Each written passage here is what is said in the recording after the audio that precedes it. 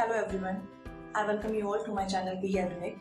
Be Adunic is a learning platform for qualifying many competitive exams like DSSB, CTET, KPS, LDC and so on. अगर आप भी करना चाहते हैं इसी तरह के कॉम्पिटिटिव एग्जाम्स को क्वालिफाई तो सब्सक्राइब कीजिए मेरे चैनल को, लाइक और शेयर कीजिए मेरी वीडियो को और आपके कोई भी डाउट्स और सजेशन है तो मेंशन कीजिए कमेंट सेक्शन में. So let's start your study goal with me in Be Adunic. Thanks for watching.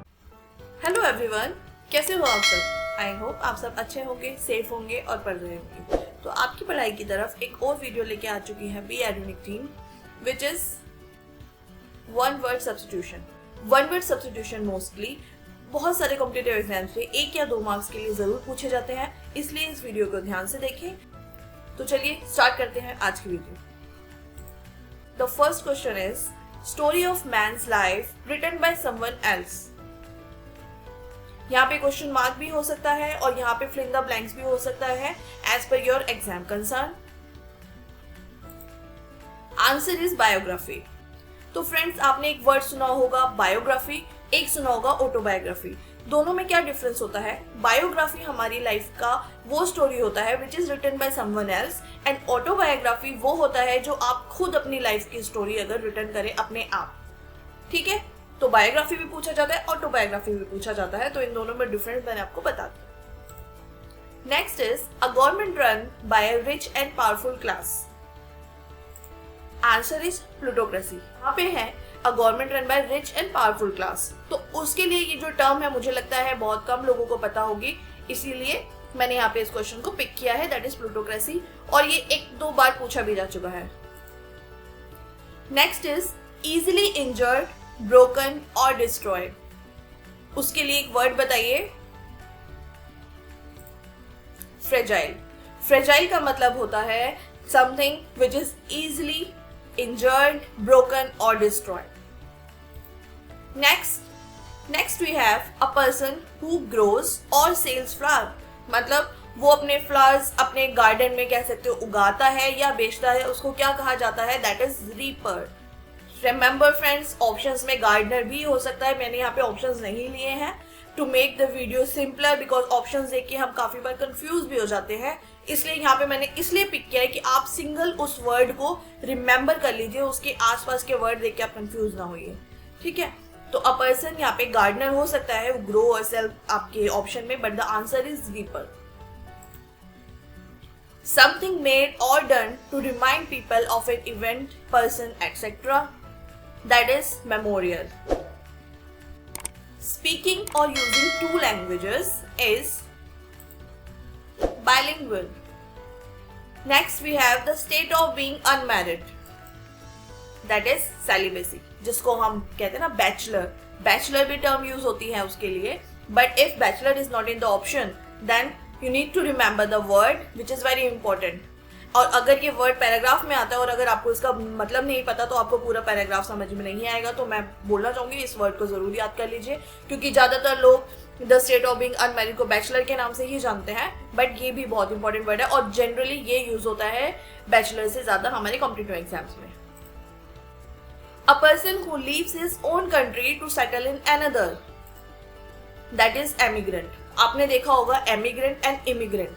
जो इमिग्रेंट होते हैं दैट स्टार्ट विद I से, एंड दैट इज एमिग्रेंट. मतलब a person who lives his own country, मतलब जो अपनी country को छोड़ के जा रहा है तो वो एमिग्रेंट कहलाएगा, और जिस कंट्री में वो जाएगा तो वहां पे वो इमिग्रेंट हो जाएगा. ठीक है friends, that can not be seen. I think that is very easy. That is invisible. Next we have the can not be avoided and the answer is inevitable. Inevitable एक ऐसा वर्ड है जो अगर हमारे को वन वर्ड सब्स्टिट्यूशन में दिया जाए या पैराग्राफ के बीच में दिया जाए तो हमारा क्लिक नहीं होता है, बट ये वर्ड बहुत इंपॉर्टेंट है. जैसे मैंने बताया कि हमें पता है कि बैचलर का मतलब पता है बट सेलिबेसी का मतलब नहीं पता. ऐसे ही that can not be avoid का हमें अनअवॉइडेबल इस तरह के वर्ड पता है बट इनएविटेबल नहीं पता है. तो ये वर्ड अपने आप में इंपॉर्टेंट हो जाता है in the perspective of competitive exam friends. ठीक है, next we have, and I think that is very simple. Again, present everywhere at same time. That is known as omnipresent. Omni से related बहुत सारे word start होते हैं, but omni का मतलब ही होता है एवरीवेयर. तो मैं जस्ट आपको एक आइडिया और एक क्लू देना चाहती हूँ। जैसे यहाँ पे ना प्रेजेंट एवरीवेयर, तो हमने उसका आंसर बता दिया ओमनी प्रेजेंट। तो प्रेजेंट ओमनी, ओमनी का मतलब होता है एवरीवेयर। तो इसी तरह से अगर वन वर्ड सब्स्टिट्यूशन में या पैराग्राफ में कोई भी ऐसी चीज आती है जो एवरीवेयर या हर जगह से रिलेटेड है, उसके आगे ओमनी लिखा है, तो you can pick that answer. Being the only one of its kind, it's very simple, unique. The highest point of one's fame, fortunes or happiness, that is zenith. zenith बहुत बार पूछा गया है सीटेट के exams में, DSSB के exam में और KVS के एग्जाम में भी, तो ये वर्ड भी इंपॉर्टेंट है, प्लीज इसको माइंड में रखिए।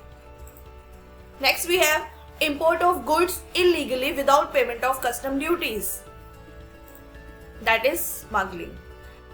कोई भी ऐसी चीज जिसको हमारी कंट्री में या हमारी कंट्री से बाहर ले जाना या किसी और फॉरेन कंट्री से अपनी कंट्री में लाना इलीगली, विदाउट परमिशन, एक चोरी की तरह लाना, उसको कहते हैं smuggling, which is not allowed officially.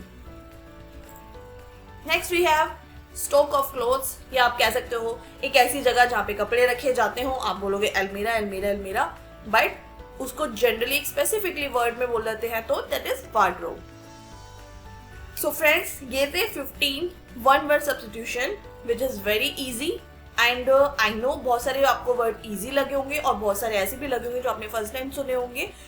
ये वो वर्ड्स हैं जो हमारे कॉम्पिटिटिव एग्जाम्स में बहुत ही फ्रिक्वेंटली पूछे जाते हैं या फिर पैराग्राफ में दिए जाते हैं या फिर फिल इन द ब्लैंक्स के रूप में दिए जाते हैं। तो आपको इनका मीनिंग पता होना चाहिए फ्रेंड्स।